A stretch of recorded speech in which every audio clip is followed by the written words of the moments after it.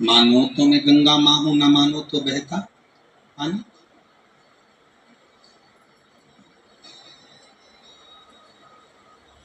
पितरों की कथा कहती है कि बेटों का जन्म, करुण पुराण कहती है कि बच्चों को जन्म क्यों दिया जाता है। उनको जन्म देने का कारण क्या है। जगतगुरु श्री शंकराचार्य जी ने भी ये प्रश्न रखा था अपने भक्तों के सामने।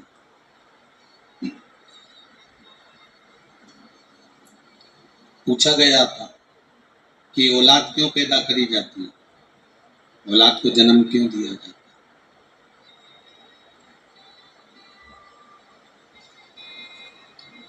एक बार बड़ी सभा में जगतगुरु शंकराचार्य जी महाराज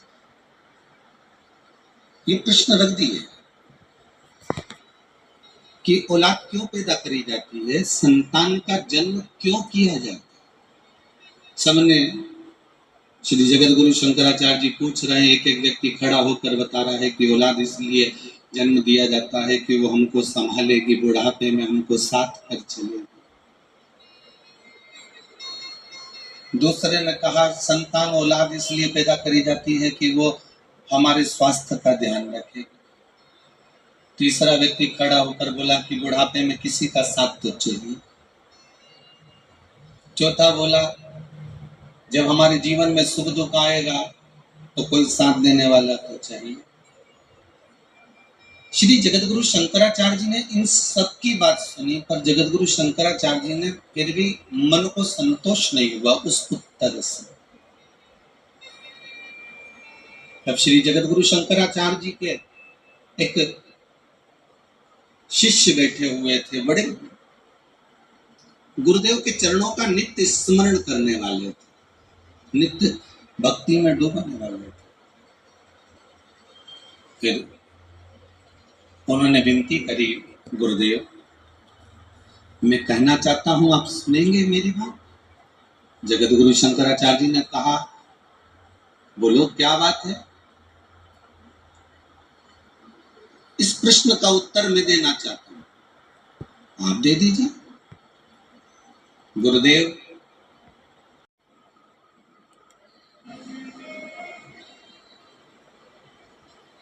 गरुड़ पुराण का सही मायना यही है, इसके सिवाय औलाद किसी काम की आई है। तुम्हारे कमरे में तुम सोते रहोगे, सिर दर्द होता रहेगा, औलाद अपना कमरा छोड़कर नहीं आएगी। औलाद के सिर में दर्द होगा तो माँ दौड़कर चली जाएगी, बाप 50 बार पूछ लेगा बेटा चल मैं डॉक्टर को दिखाया, माँ कह देगी जरा चले जाओ, उसकी स्वास्थ्य खराब है, उसका तबीयत खराब है, जाओ, बच्चा बीमार पड़ा हुआ 4 दिन से, तुमसे पूछते नहीं बन रहा।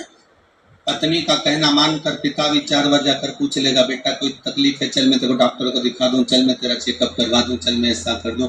माँ 50 बार पूछ लेती है बेटा तुझे तकलीफ क्या है, तुझे दुख क्या है। पर बहुत कम बेटे,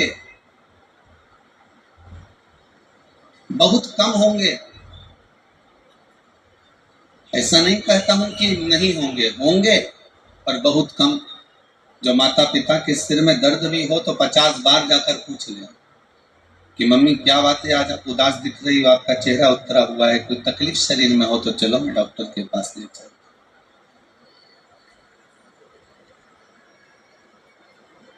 सही मायना तो यही है कि औलाद इसलिए पैदा करी जाती है कि अंतिम समय में आप कौन लगाएगा। देखा जाए तो माता पिता अपनी पूरी जिंदगी बच्चों के नाम गिरवे रख देते हैं। सोना गिरवे रखे से छुड़ा सकते हो, सही है कि गलत है, बोलो तो सही। पाटली गिरवे रखी आए तो छुड़ा लोगे, सोना गिरवे रखी आए तो छुड़ा लोगे, चांदी गिरवे रखी आए तो छुड़ा लोगे, जमीन गिरवे रखी आए तो छुड़ा लोगे, और खुद को अपनी औलादों के पास गिरवे रख दिया जीवन भर, उसको कैसे छुड़ाओगे, विचार तो करो। ये जिंदगी तुमने गिरवे ही तो रखी है, बस कमा कमा कर लाते जाओ, देते जाओ, ब्याज भरते जाओ, गिरवे में तो रखे हुए हो, बस कमाया किसके लिए, औलादों के लिए। जोड़ा किसके लिए? उनके लिए संजो संजोग कर रखी। ये गिरवे तो रखे हो तुम अपने परिवार में, गिरवे तो पड़े हो तुम अपने कुटुंब में, बस कमा रहे हो, जोड़ रहे हो और छोड़ रहे हो। सोना गिरवे रखा तो उसको छुड़ा सकते हो, चांदी गिरवे रखी तो उसको छुड़ा सकते हो, पर तुम अपने परिवार से कैसे छूट पाओगे वो तो विचार कर लो तुम। आखिरी तक भी मरने के बाद अगर गुड़िया मर जाती है और सोने की मूर्ति कान में पड़ी रह जाती है, कहीं पाँव में चांदी की मोटी मोटी, पहले वो तगड़ी पहनते थे, क्या बोलते, पैड़ी पहनते थे, पाँव में मोटी मोटी, तो सुनार को बुलाते थे, मरी हुई डुकरिया पड़ी रहती थी और सुनार आकर कहते थे, बहुवन छाती पे खड़ी रहती थी, काटो, काटिए। और अगर यहाँ नहीं काटते थे तो शमशान ले जाते थे सुनार को, कि वहां कटवाते थे पाँव में पड़ी हुई चांदी की पेड़ी में। अभी और ब्याज बाकी है गए चुकाने के लिए, उसको निकाल।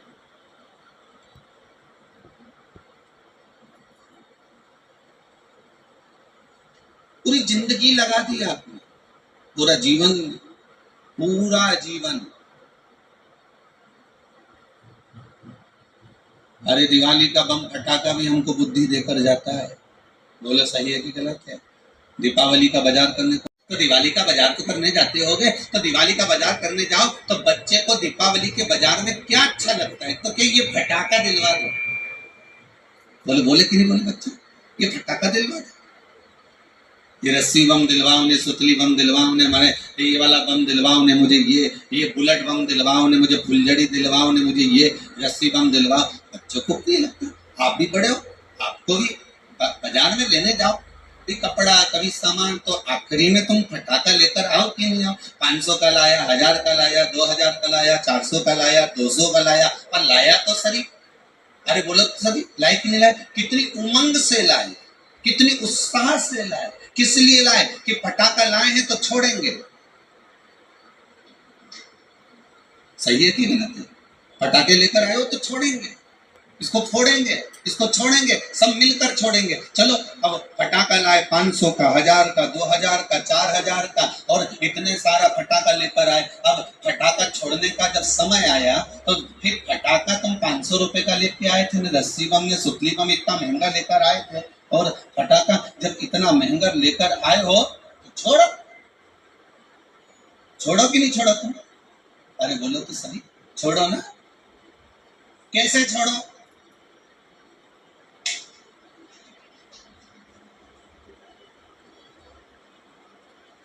अब जो तुम 500 का लाए हो, अरे बोलो तो तुम क्या 2000 का लाए, इतनी बड़ी पेटी खरीद कर लेकर आए, इतना सारा पैसा खर्च कर कर लेकर आए हो, तो अब सारा घर का लोगों को क्या अपने फटाका छोड़वाने सब नहीं खड़ा रहो, हिल मत जाना,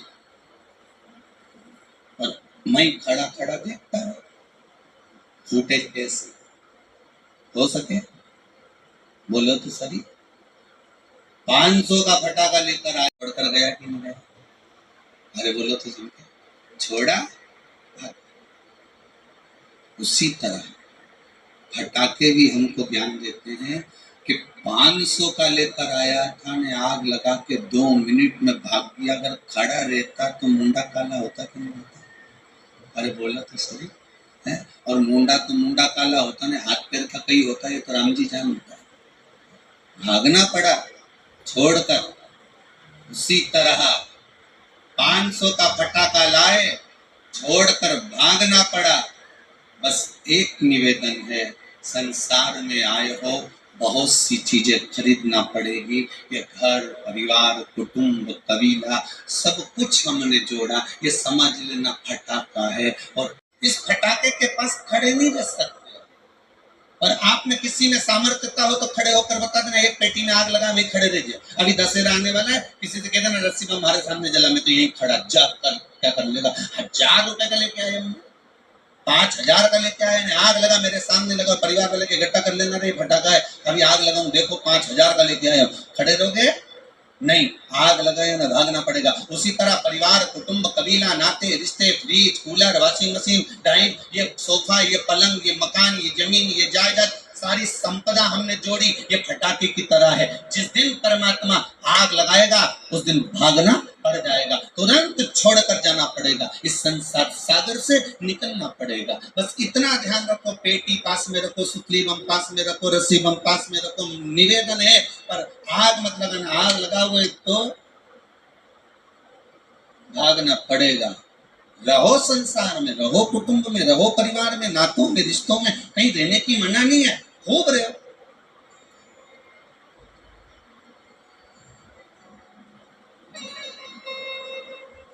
सबसे बड़ा आश्रम कौन सा? जम के बोलिए तो, गृहस्थ आश्रम। जितने लोग टीवी पर कथा सुन रहे हैं सब सावधानी से ध्यान देंगे। दादा तुम्हारा पांव पड़े, सारा साधु सन्यासी हम तो खुद देखिए, हमें नहीं बनना। कोई बोले तुमसे साधक बन जाओ, हमें भी नहीं बनना। कोई तुमसे कहे कि कोई तपस्वी बन जाओ, जोगी बन जाओ, सन्यासी बन जाओ, तो कि हम तो वे भी नहीं बने दादा, हम तो घर में 2 रोटी बनाए खाए। तो कोई तुमसे कहे नर्मदा के घाट पे जाके बैठ जाओ, रहने दादा, घर के बाहर बैठो तो बस ईयर वाला महाराज चिल्ला चिल्ला के बोले मत तुम क्यों नर्मदा के घाट बैठ जाओ, रहने तू। फिर कहीं का बोले कि गंगा के घाट पर जाकर बैठ जा, हम तो घर में भले मन चंगा कटोते में गम।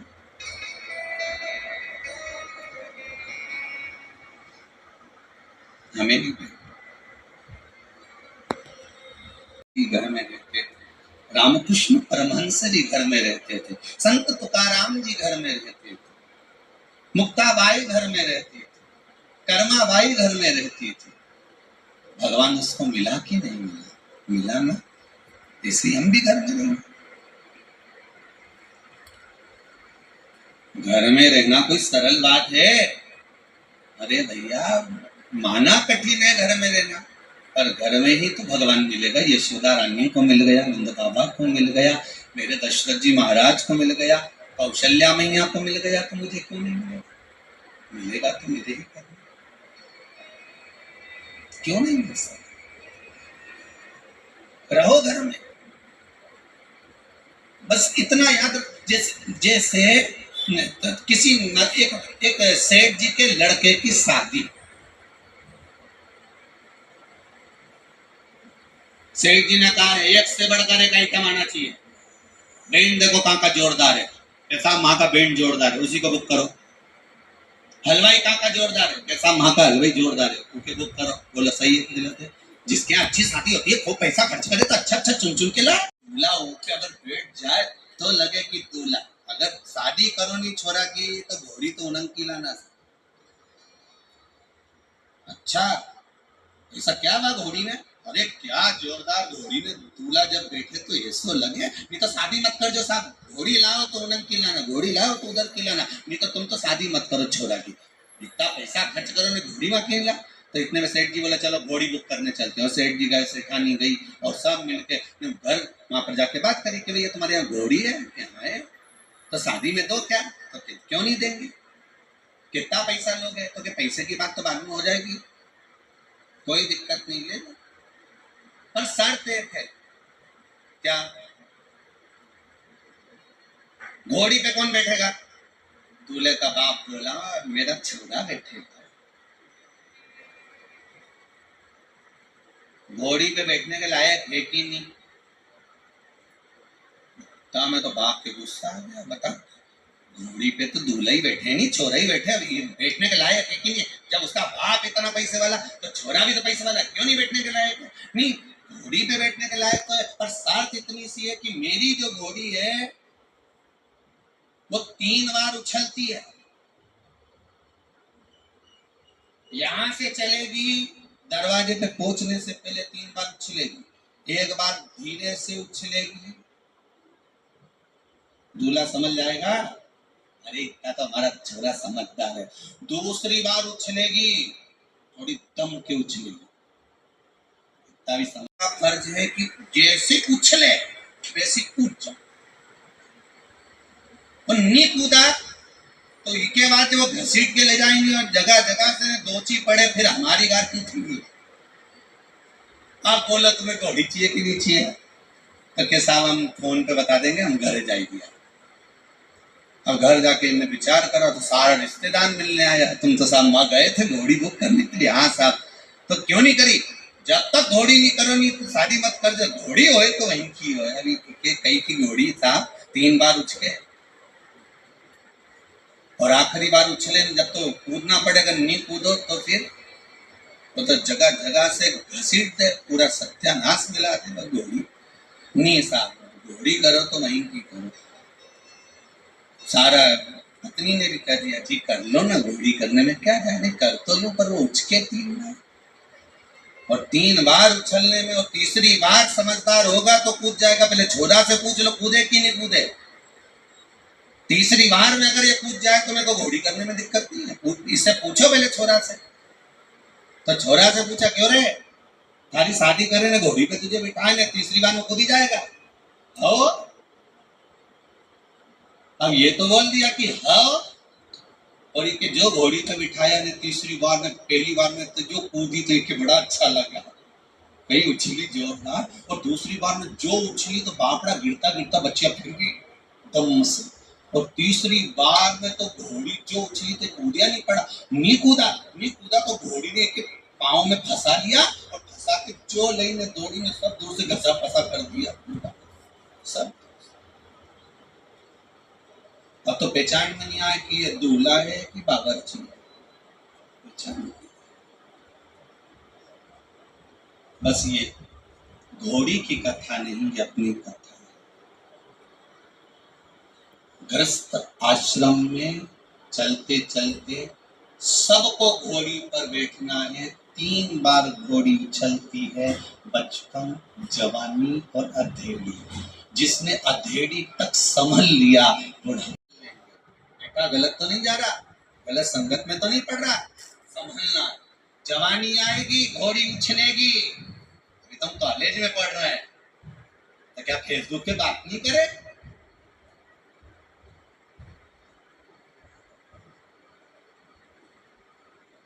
क्या व्हाट्सएप नहीं चला? घोड़ी उछली,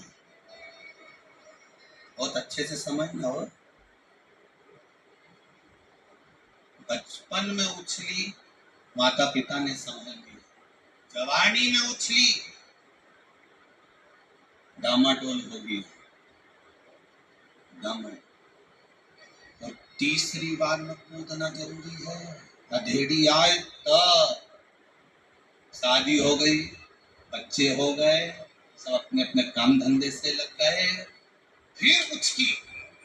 बस जब बच्चे काम से लग गए, परिवार सही हो गया, धन दौलत तुमने कमा कर दे दिया, सत्ता अदा कर दे दी, सबको सब लायक कर दिया, अब तुम्हारा फर्ज है कि घोड़ी से उचक जाओ, चलो परमात्मा की ओर। तीसरे नंबर पर जब घोड़ी कुछ के सब अपनी अपनी जगह सेटल हो जाएं, सब अपनी अपनी जगह काम पर लग जाएं, तो उचक कर परमात्मा के पास चले जाना, उचक कर भगवान की शरणागति में चले जाना, शिव के चरणों में जाकर बैठ जाना, भगवान की भक्ति में जाकर बैठ जाना। और अगर नहीं बैठे तो घोड़ी लपेटना जानती है, अर्थात अधेड़ी अगर बेकार हो गई, बुढ़ापा बिगड़ जाएगा। बुढ़ापा बेकार हो गया